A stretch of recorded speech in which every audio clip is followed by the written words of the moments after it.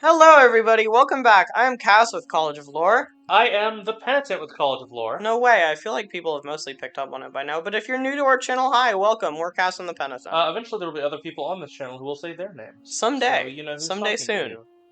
And it could be someone's first video. It could be someone's first video. Who knows? Anyway, we're here with our Let's Talk About series, and today we're going to talk about, I wonder if you can guess what we're going to talk about from the title, copyrighted characters! Yes, we are. Number one, they're cool as fuck. Full disclaimer. This is not advice if you are filming an actual play podcast. If you're monetizing this, don't. Don't do that. Don't monetize these characters. That will get you so sued. This is not saying that. I want to throw that out before we talk about anything. Yeah. This is for home games. This is for home games. But if you're doing it in home games, do it. It's super fun. That being said, hey, helps the channel out. Subscribe, like, comment. Tell us what copyrighted characters you used in your games, if you've done it. Share this video on Twitter, MySpace, LinkedIn, Orkut. We're just saying the least helpful things right now. And check us out on Patreon. Thank you to our current patrons, Remy Sweet and Of Winter. I love you guys so much. You guys are gonna hear from us all the time. Consistent intro. No, never, not at all. So it's more fun this way. So copyrighted characters. As you all will hear in about like 5 or 6 days, when we do the game tales at the end of the week. Yes, as you all will hear on Sunday, I have the experience of this is Mollymock and to a lesser extent Yasha. Yeah, they were both in there. Hey, we had those guys in our game. A long-form D&D campaign that I DM'd. Yep, it was awesome. Like for real, it was so good. Mollymock, my beloved. And Molly, if you're out there, I love you. I guess I just want to talk about why you would do this. Yeah. Do it because it's so cool to have guys that you know in your game. It is. It's cool to have the basis of like, groundwork already laid. It's helpful as a DM if your players are cool with it because you like already know what the vibe of this character is. Yes. And if you want to change it and like pull a fast one on them, you can. But also like you super don't have to. It's just a useful little guy for your experience. For example, with Mollymock. Yep. We know the vibe of that guy vaguely. Lucian was entirely different. Yeah, no, that was a totally different vibe. That was a whole different thing. It was funny as hell, what we did with Yes. But it was not the same as canon. Not at all. Because, I'm not with Celeste because Celeste dealing with Molly stuff. He walked into a city, and it was basically like, he walked into a tavern, I think. Yeah. And it's like, do something, put it in your account. And he's like, what do you mean my account? Yeah, what do you mean my account? And he's like, you know, the like 7 million platinum or whatever you have in the trust here. And he's like, the what? The what?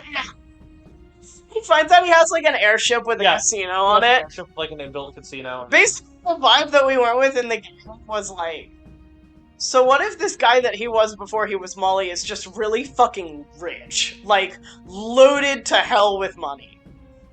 Because he was just so cool before he even became Molly, and then Molly just became cool. But you know, Yasha was hugely impactful in that game. Yasha was there, and she was super sad when, you know what, I'm not going to say anything. Yasha and Molly were mostly played straight. It's great to subvert things.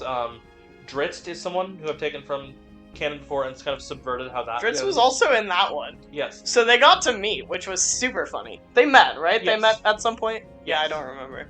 That was the greatest game of all time, really. Drizzt is, you know, Drizzt has fallen in love with, in several games, multiple PCs. Yep. For reasons. One of the PCs, to work copyrighted thing in there. Yep. Without the player knowing, I kind of deemed, because I knew the player would be cool with this. Yes. That she was actually the reincarnation of Catti Bree, Drizzt's wife. Girlfriend moment. New girlfriend just dropped. Well, technically old girlfriend just dropped, but also new girlfriend just dropped. That was cute. That was a whole cute thing. And additionally in that campaign, we had Jester. Jester. Who... God, I love her so much. She was younger in this one. She was like... Yeah, we totally changed Jester's vibe a little bit. She was much younger, but she was basically in, like, our, like, party too. And as a result of that, inadvertently, drastically changed her mother. Yeah, oops. To being one of the arch-villains. Yeah. Through no fault of her own. No, it wasn't her fault. Listen, sometimes you can take the canon characters and be like, these guys are cool, let's use them in my game. And sometimes you can take the canon characters and you be like, these guys are cool, what if I made them so much weirder and less sensical? Yeah. So, to not just talk about what we've done with our own, No, we can talk about it all video. what kind of medium might you pull from? Crit Roll is obvious, other actual plays are obvious. Yep, we're not biased or anything. There's some media that's kind of hard to pull from, be it modern media if you're not doing a modern game, Pokemon if you're not doing that. You can just, like, isekai it, though, Yeah, if you you can. wanted. We've literally done games where, like, a bunch of people got transplanted from different universes into D&D, and it actually was super fun. So, I mean, so we talked about copyrighted NPCs. Yes. Copyrighted PCs are also entirely, with approval, valid. Yes, it's super fun. We've also done that. I'm trying to think of a notable example off the top of my head. The whole game we did recently. Oh yeah. We did an entire campaign with a bunch of the Vox Machina characters in the party, and it was super fun. Not to sound like we're just out here like... No, we really like Crit Roll, and you can't be mean to me about it or I'll cry. If you really like Crit Roll, come back here on Saturdays. Yeah, come back here on Saturdays. We're talking about the show. Do it. You know, to be on brand, that sure should really go up on Thursdays, but that's neither here nor there. No, it's fine. Don't worry about it. We're not switching it now. We have RPG review on Thursdays. You already made a joke about it in another video. Check out RPG Review. That's also on Thursdays. That's all on Thursdays. Woo. Anyway. Yeah, copyrighted characters. Copyrighted characters. Genuinely, I love using them. Like, I know some people are like, oh, it's so cringe to play a character or someone related to a character that exists in another piece of media in your game. And to that I say, bitch. It's not cringe, it's not bad. It's not cringe as long as you do it like a reasonable person. Yeah, you know, don't just make it like a big, like, oh, you know, this character is so cool and important and they're gonna, like, save It can't the be party exactly the same. and be the coolest, and I'm not gonna let them die because, like... Because it's that character, and they Yeah. have to have the exact same cool heroic arc or whatever. No. If you're gonna do it, you have to be prepared for things to go differently in that story than they do in whatever media you're pulling it from, but that's part of the fun. Like, just because the Molly in our game still died... Spoilers. Spoilers, by the way. Sorry. If you haven't watched it by now, I don't know what you're doing. Listen, just because the Molly in our game also died does not mean it happened in the same way. And also, he dodged death flags for weeks before it happened. But that's very interesting of that, because at the end of that, he was risen again with no memory again. Yeah, which is even funnier to me. How many times is he gonna keep doing this? Every time we talk about Molly in our home game, I'm gonna think about the whole, you fucking bastard. Which are you gonna tell that bit in the game tale? I am, yes. Okay, cool. So I'm not gonna spoil what that is yet. You guys will have to watch the game tale on Sunday to figure out what the hell I'm talking about. But I do love how that game went down. It was so good. Not to brag or anything, because I was in it, but it was so good. Yeah, so basically this is just saying don't feel like you need to avoid doing that or, like, reskin a character during an actual play. Just feel free to, you know, if your players know it, it'll get them excited. Yeah. I remember my reaction, I think I've talked about this on the channel before. My reaction when you dropped Dritz into a game, Yeah. where I was like, hey, I know that guy, and you were like, you what? Because you didn't think I knew who Dritz was, and I was like, yeah, he's the famous, like, Drow Explorer adventurer. You're like, why do you know that? And I was like, because I read the entire Wikipedia page on Drow on the internet because I like them so much. And it was really awkward And for me to drop that way. kind of bouncing off of that, if your players don't know the source, Yeah. it can also be really interesting. Because they don't know what's going to hit them. You did not know when I introduced her for the first time for you, Mm-hmm. Shemeshka. I didn't. And I love her so much, she's my favorite little guy. Picks her up and shakes her around like a little rag doll or something. She's my favorite. Yeah, who I'm deeply, deeply attached to her. played a very crucial part in a very big campaign. I love her. She's a funny little guy. Yeah, Shemeshka is very fun.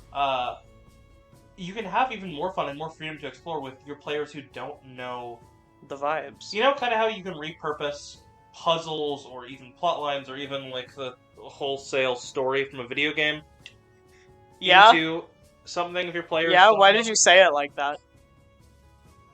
Why are you saying it like that? Reasons. What are you doing to me that I don't know about? What have you done? What are you doing to me that you haven't told me about yet? And now you No! We're gonna talk about this after the session. You better tell me what's going on after the session. I'm gonna be real mad. You can Everyone, pressure the penitent in the comments to tell me what the hell's going I on. know, I've ripped puzzles from video games.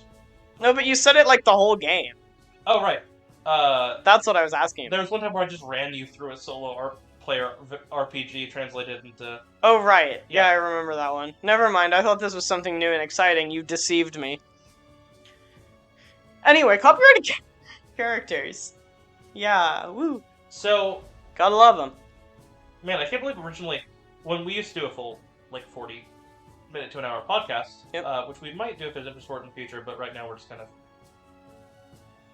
Just I vibing. had this scheduled to be one of those episodes, and I am running out of things to talk about at 10 minutes. Yeah, that's fine. This can be a short one. Yeah, I'm glad we're not doing this as a full episode of that anymore, because it would have been really short. Just gonna go in here and instead.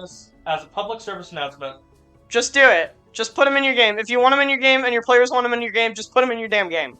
this is also honestly fishing for stories, because tell me... Tell me when you did it. When you did this. Tell me when you did it, and we'll read it on Game Tells if you go into enough detail. Don't go into a crazy amount of detail. With that being said... Don't leave, like, a million comments, like, going through, like, every, like, dice roll of your whole campaign. Actually, you know what? I don't care. Do it. I want to hear about it. Never mind. Do that. Yeah, with that being said, I think that's probably... Tell me every single dice roll of your whole game, and tell me exactly how it impacted the plot. I love nuance and detail. Anyway, we're gonna stop talking now. We love you guys. Stay cool. Stay warm. It's really... I don't know where all of you live, but it's really fucking cold here now. Stay warm. Bye. Thank you for watching this video from College of Lore. Remember to like this video, subscribe to join the party, and have a fantastic adventure.